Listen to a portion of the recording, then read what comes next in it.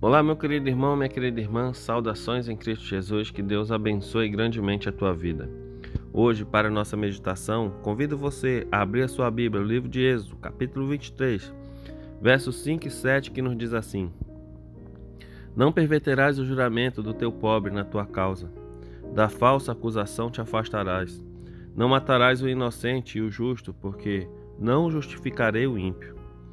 Meus queridos, Jesus Cristo profere um ai sobre todos os que transgridem a lei de Deus. Ele preferiu um ai sobre os intérpretes da lei em seu tempo, porque eles usavam seu poder para afligir os que se volviam para eles em busca de justiça e juízo. Todas as terríveis consequências do pecado sobrevirão aos que, embora sejam membros nominais da igreja, consideram de só menos importância pôr-se do lado da lei de Deus, não fazendo distinção entre o bem e o mal. Nas representações que o Senhor me tem dado, eu tenho visto muito isso, que muitas vezes, para seguir o próprio desejo, a gente acaba, como ser humano, deturpando a verdade, oprimindo aos irmãos e pondo dificuldade diante de todos eles. Muitas vezes, sem perceber, você ou eu pode se tornar tais como os fariseus, que estipulavam ali coisas que eles, como Jesus dizia, não têm coragem de empurrar nem com o dedo, mas colocava assim um jugo muito pesado no povo. E a gente vê muito isso por aí, né? A gente vê muito isso no meio religioso, né? O que vai desenvolvendo caráteres e tornando homens cristãos piores, muitas vezes, do que antes.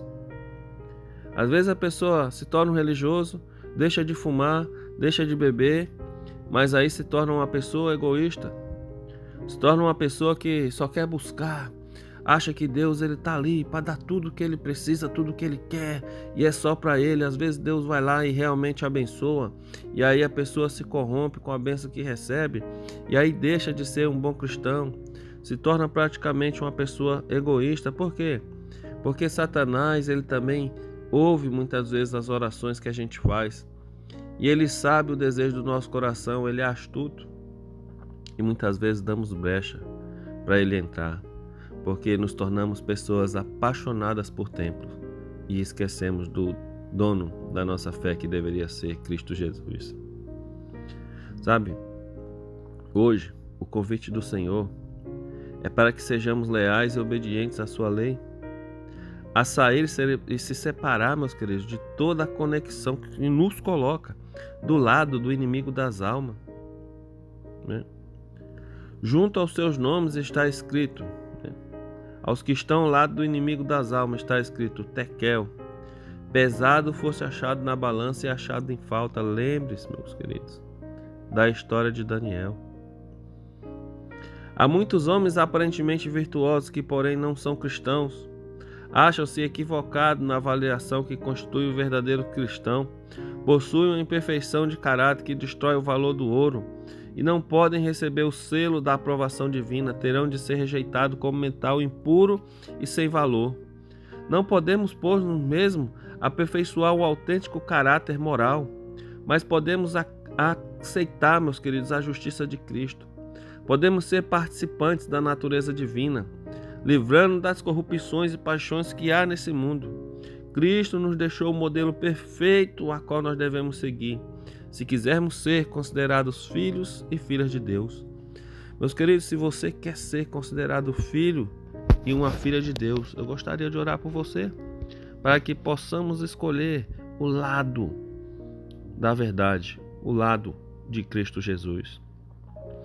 Pai querido e bondoso, nos ajude a fazer a melhor decisão da nossa vida.